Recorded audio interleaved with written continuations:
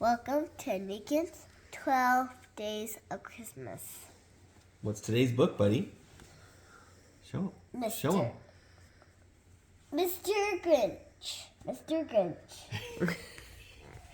You're a mean one. Mr. Grinch. You really are. A feel. Something like that. What? Why does it have an uh-oh on it? That's an exclamation point, not an uh-oh. Why does it have an exclamation? Because it's How the Grinch Stole Christmas! All right, ready? Yeah. Okay. How the Grinch stole Christmas. Every Who down in Whoville liked Christmas a lot. But the Grinch, who lived just north of Whoville, did not.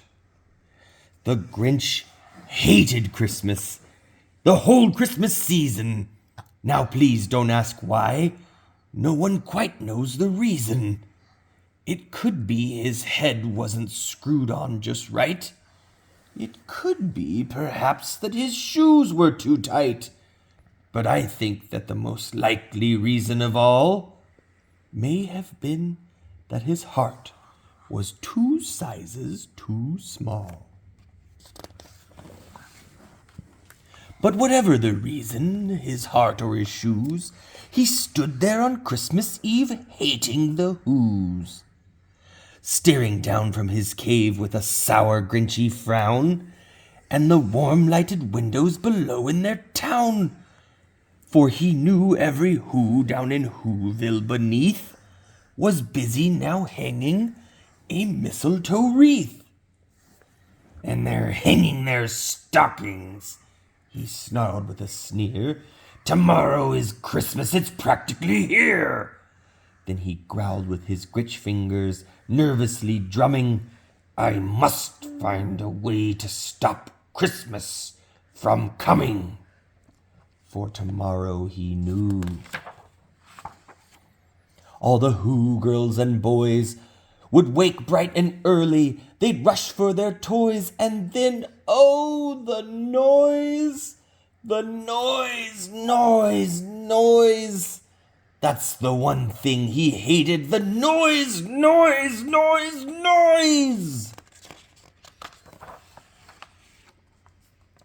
Then the Whos, young and old, would sit down for a feast, and they'd feast, and they'd feast, and they'd feast.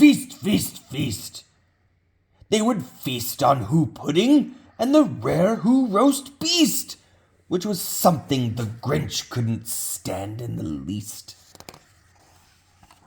And then they'd do something he liked least of all. Every Who down in Whoville, the tall and the small, would stand close together with Christmas bells ringing. They'd stand hand in hand, and the Whos would start singing. They'd sing and they'd sing and they'd sing. And the more the Grinch thought of this Who Christmas sing, the more the Grinch thought, I must stop this whole thing. Why, for 43 years I've put up with it now. I must stop Christmas from coming. But how? Then he got an idea. An awful idea. The Grinch got a wonderful, awful idea. I know just what to do, the Grinch laughed in his throat, and he made a quick Santa Claus hat and a coat, and he chuckled and he clucked, what a great Grinchy trick! With this coat and this hat, I'll look just like Saint Nick. All I need is a reindeer, the Grinch looked around.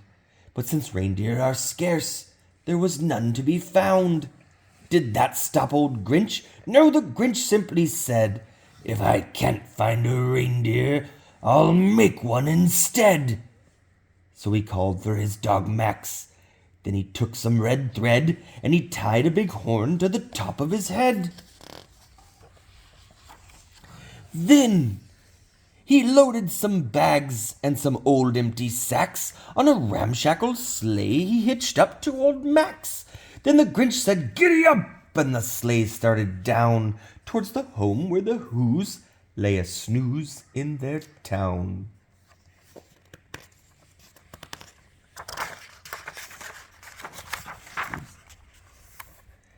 All the windows were dark, quiet snow filled the air. All the Who's were all dreaming sweet dreams without care. Then he came to the first little house on the square.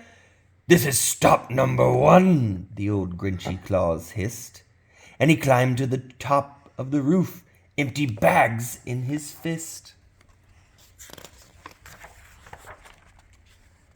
Then he slid down the chimney, a rather tight pinch, but if Santa could do it, well, then so could the Grinch. He got stuck only once for a moment or two, then he stuck his head out of the fireplace flue, where the little Who stockings all hung in a row. "These stockings," he grinned, "are the first things to go." Then he slithered and slunk with a smile most unpleasant around the whole room, and he took every present: popguns and bicycles, roller skates, drums, checkerboards, tricycles, popcorns, and plums. He stuffed them in bags, then the Grinch very nimbly stuffed all of the bags one by one up the chimbley. Then he slunk to the icebox, and he took the Who's feast. He took the Who pudding, he took the roast beast. He cleaned out that icebox as quick as a flash. Why, the Grinch even took their last can of Who hash. Then he stuffed all the food up the chimney with glee. "And now," grinned the Grinch, "I will stuff up the tree." And the Grinch grabbed the tree, and he started to shove, when he heard the small sound like the coo of a dove.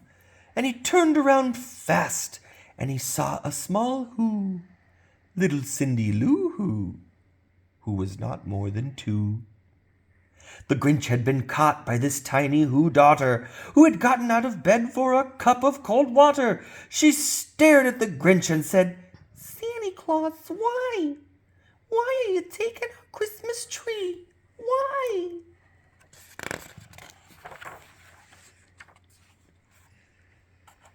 But you know that old Grinch was so smart and so slick that he thought up a lie, and he thought it up quick.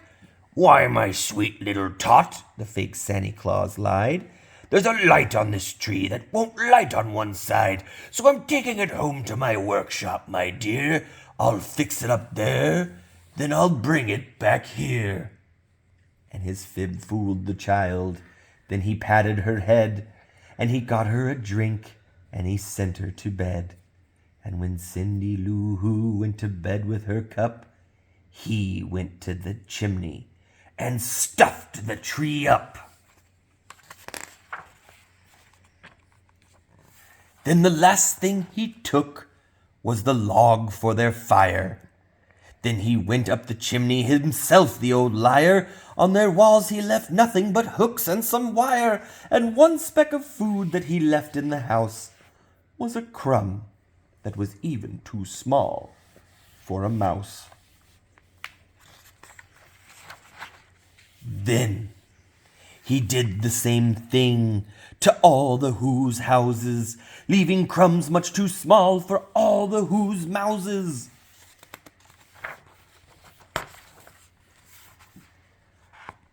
It was dawn, and the Who's still abed, all the Who's still a snooze, when he packed up his sled. Packed it up with their presents, the ribbons, the wrappings, the tags and the tinsel, the trimmings, the trappings. 3,000 feet up the side of Mount Crumpet, he rode with his load to the tip-top to dump it. "Pooh-pooh to the Who's," said the Grinch. He was the Grinchy. Woo! Sorry, let's start that over again. "Pooh-hoo to the Who's," he was Grinchishly humming. "They're finding out now that no Christmas is coming. They're just waking up. I know just what they'll do. Their mouths will hang open in a minute or two when the Who's down in Whoville will all cry boo-hoo. That's a noise, grinned the Grinch, that I simply must hear. So he paused, and the Grinch put a hand to his ear, and he did hear a sound rising over the snow. It started in low, then it started to grow. But the sound wasn't sad. Why, this sound sounded merry. But it couldn't be so. But it was merry, very. He stared down at Whoville. The Grinch popped his eyes. Then he shook. What he saw was a shocking surprise. Every Who down in Whoville, the tall and the small, was singing without any presents at all. He hadn't stopped Christmas from coming. It came.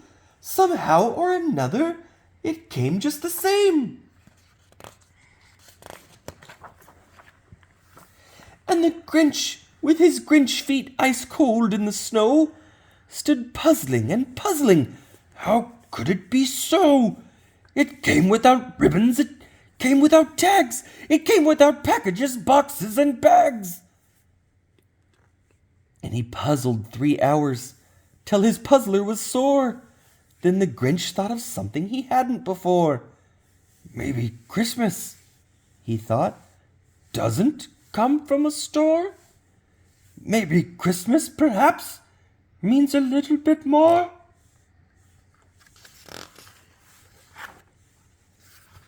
And what happened then?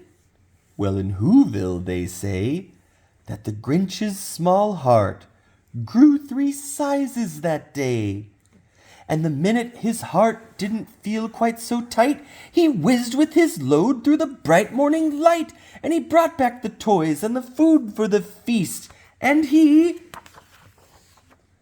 himself, the Grinch, carved the roast beast.